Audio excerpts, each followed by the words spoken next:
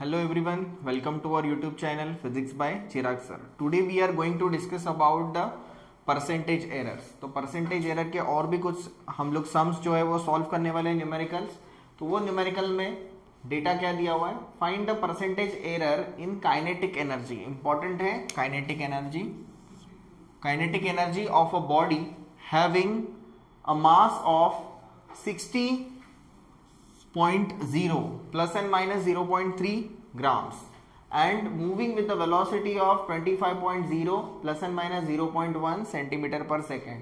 So we have to find out. First of all, write down the given data.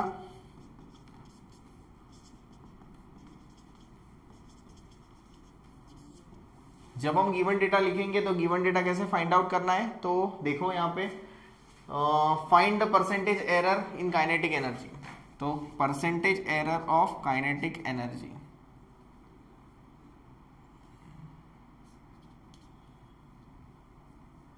Is equals to delta K upon K into 100 question mark. ये form में हमें solve करना है.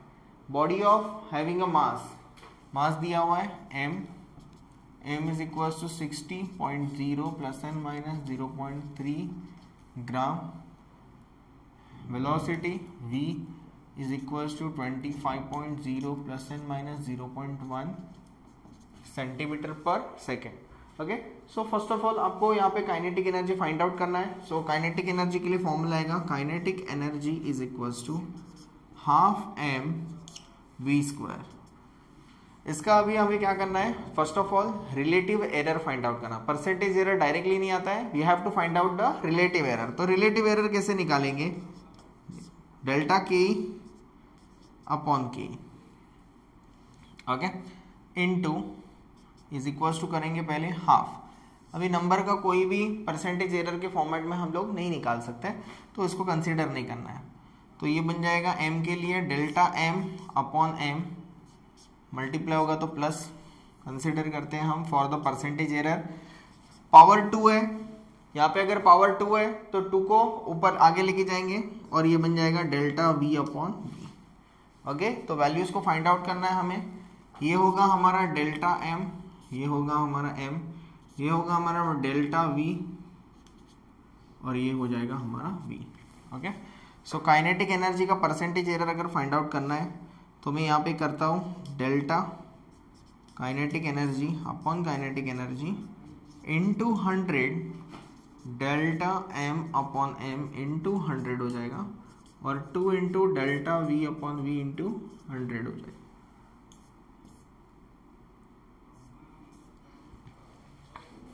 सो अभी सिर्फ value put करनी है हमें, तो ये हो जाएगा percentage in kinetic energy delta m upon m. What is the value of delta m, 0.3. यहाँ पे ध्यान दो ये है CGS यूनिट सिस्टम, एक ही यूनिट सिस्टम में तो चेंजेस करने की जरूरत नहीं है. अगर डिफरेंट यूनिट सिस्टम्स में अगर डेटा दिया हुआ है तो आपको क्या करना पड़ेगा, उसको सेम करना पड़ेगा. So delta m upon m, delta m का वैल्यू कितना है 0.3 अपॉन m, m का वैल्यू कितना है 60. 60.0 मतलब 60 हो जाएगा. 100 plus 2. What is the delta v upon v? What is the delta v? The value of delta v is 0.1 upon 25 into 100. Okay, into 100. अभी ये जो डेटा है मैं यहाँ पे साइड में ले रहा हूँ data. So it will become 0.3 upon 60 into अगर 100 करते तो ये हो जाएगा 30. ओके, तो 100 को मल्टीप्लाई करो, इट विल बिकम 30. बिकॉज 0.3 है, जब भी 100 ऐड होते हैं तो 2 0 ऐड हो रहे हैं. सो 2 0 जब भी ऐड होता है तो क्या होगा, वो राइट साइड में ऐड होते जाएगा. ओके, सो पॉइंट है 0.3 के बाद 30 आएगा. ओके, तो 2 पॉइंट के बाद 30 हो जाएगा. तो 30 अपॉन 60 प्लस यहाँ पे क्या बनेगा 10 अपॉन 25, तो 2 लिखना है 10 अपॉन 25. यहाँ पे हो जाएगा 1 upon 2 plus 20 upon 25.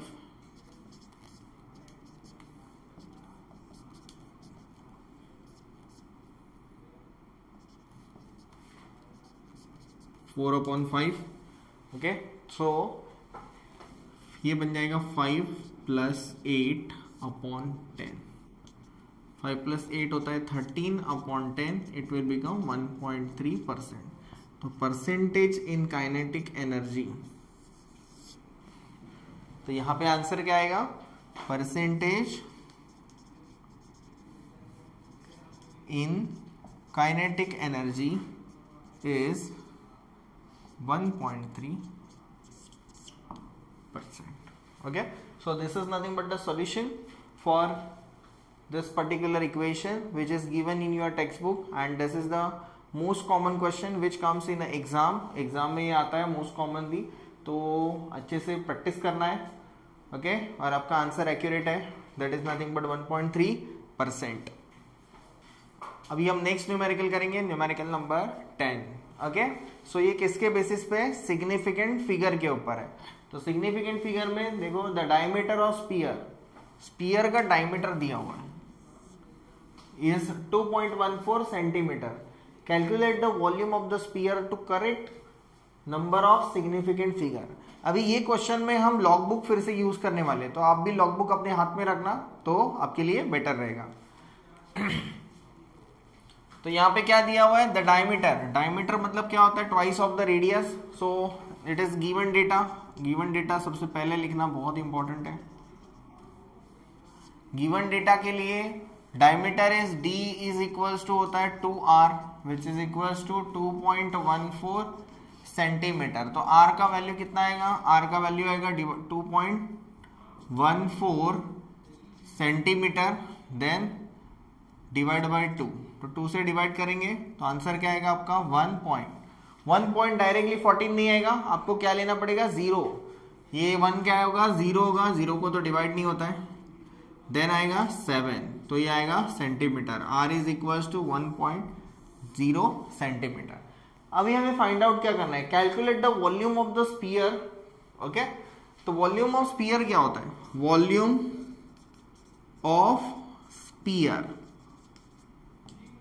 Of sphere सबने देखा है, स्पीयर मतलब है बॉल। तो इसका क्या दिया हुआ है, रेडियस दिया हुआ है, रेडियस कितना आएगा 1.07 सेंटीमीटर। तो हमें क्या करना है, volume of the sphere find out करना है। तो वॉल्यूम ऑफ द स्पीयर का वैल्यू कितना रहेगा, तो formula is 4/3 pi r cube. Okay, 4/3 pi r cube. तो यहां पे अभी सिर्फ सिग्निफिकेंट फिगर फाइंड आउट करना है, significant figure, correct significant figure तक हमें वैल्यू निकालनी है। तो इसके लिए नॉर्मली जैसे सॉल्व करते हैं वैसे ही सॉल्व करना है हमें। ओके, कोई भी चेंजेस नहीं करना है। 4/3 पाई का वैल्यू होता है 3.14 and what is the value of r का वैल्यू है 1.07 का क्यूब। ओके, सो देखो अभी जो हमारे न्यूमेरिकल्स हैं वो थोड़े क्रिटिकल होते जा रहे हैं।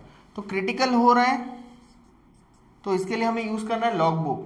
तो लॉग बुक में अभी यहाँ पे डिवाइड हो जाएगा, तो डिवाइड करेंगे तो कितना आएगा, यहाँ पे 3 × 1 = 3, 0.0, 3 4 = 12। ओके, सो यहाँ पे कितना आएगा 1.07 का क्यूब आएगा। अभी यहाँ पे लॉग बुक यूज करेंगे हम लोग। तो लॉग बुक में पहले log of 4 plus log of 1.04। Log की एक प्रॉपर्टी होती है जो पावर को नीचे लेके आती है, तो ये हमने लॉग के कैलकुलेशंस के टाइम पे मैंने आपको बताया हुआ है। तो log of 4 plus log of 1.04 plus 3 log of 1.07। अब ये तीनों को हम लोग ऐड करेंगे तो लॉग कैलकुलेशंस के लिए log ऑफ 4। ओके, सबके पास ये वाला लॉग बुक होना चाहिए। ओके, जिसमें वैल्यूज दी हुई रहती है। और लॉग बुक के लेक्चर्स अगर आपने देखे नहीं है तो वो प्लीज आप लॉग के लेक्चर्स देखो, उसमें मैंने डिटेल में मेंशन किया हुआ है कि लॉग को यूज कैसे करना है। ठीक है, so log and anti log. तो यहां से हम लॉग फाइंड आउट करेंगे। लॉग के लिए क्या होगा, log 4 है तो log के लिए log 40 यूज करना पड़ेगा। तो log 40 लॉगरिथमिक टेबल हम यूज करेंगे इसके लिए। तो log 40 का जो वैल्यू है आपको लॉगरिथमिक टेबल में जाना है और 40 का 0 चेक करना है, that is nothing but 6021। 0 point characteristics क्या आएगा, 4 का एक डिजिट है तो कैरेक्टरिस्टिक्स आएगा 0.6021 प्लस यहाँ पे जो सेकेंड हमें दिया है वो वैल्यू है हमारी 1.046, तो यहाँ पे भी डिजिट 1 है, ये पॉइंट के बाद जो डिजिट है वो हमें चेक करना है, पॉइंट के पहले है 1, तो 1 है तो सिंगल डिजिट तो आएगा 0.10 का 46 चेक करना है, लॉगरिथमिक टेबल में 10 देखेंगे देन जाएंगे 4 के पास और मीन डिफरेंस जो है वो 6 आएगा, तो यहाँ पे जो वैल्यू निकल के आ रही है 0.170 प्लस 25, ओके, क्योंकि 10 का 4 इसका वैल्यू कितना है 0.0170 और जो मीन डिफरेंस 6 है उसका वैल्यू कितना आ रहा है 25, so 5910.0, तो ये वैल्यू बन जाएगा आपका 0.195, देन प्लस अभी जो वैल्यू है उसको 3 से मल्टीप्लाई करना पड़ेगा, 1.07 जो वैल्यू है उसको 3 से मल्टीप्लाई करेंगे तो 10 का 7 का वैल्यू चेक करेंगे, 10 का 7 वैल्यू है 0.294 into 3,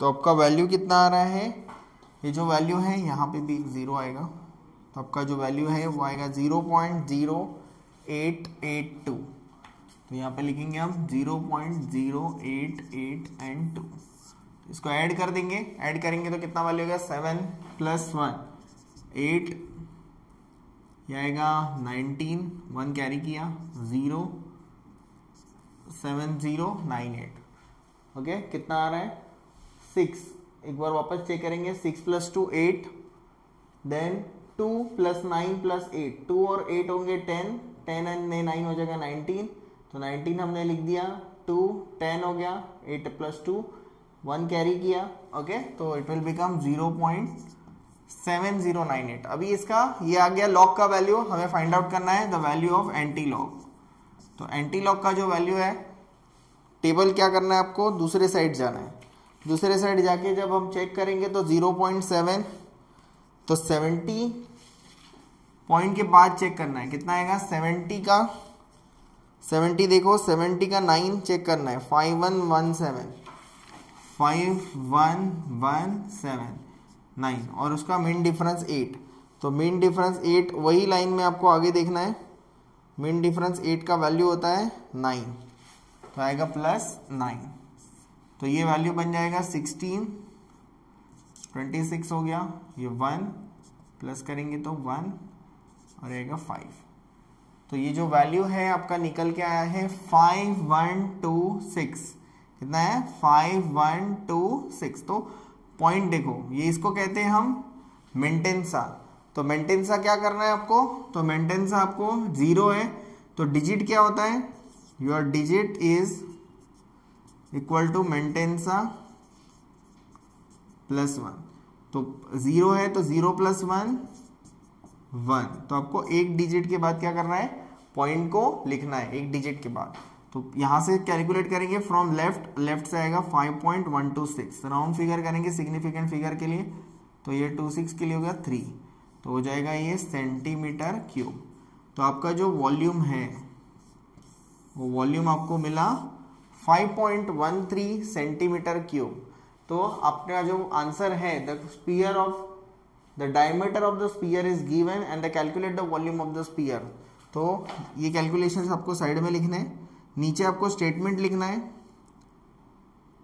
volume of sphere is 5.13 centimetre cube, okay, so this is your answer, और यहाँ पे हमने मैक्सिमम जो आपके न्यूमेरिकल्स है, यूनिट्स एंड मेजरमेंट के जो न्यूमेरिकल्स है वो हमने कवर किए हैं।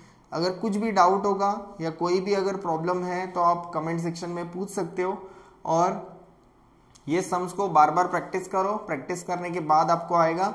डायरेक्टली फर्स्ट अटेम्प्ट में किसी को भी सम्स डायरेक्टली आते नहीं है, जैसे आप धीरे धीरे प्रैक्टिस करोगे तब आपको ये आएगा। ओके, तो consistency is the key of success, so keep practising and subscribe करो चैनल को, और नए हो चैनल के तो सब्सक्राइब करो, शेयर करो अपने फ्रेंड्स के साथ, और कुछ भी डाउट्स रहेंगे आपके फ्रेंड्स को भी तो भी वहाँ पे मेंशन करो। Okay, thank you.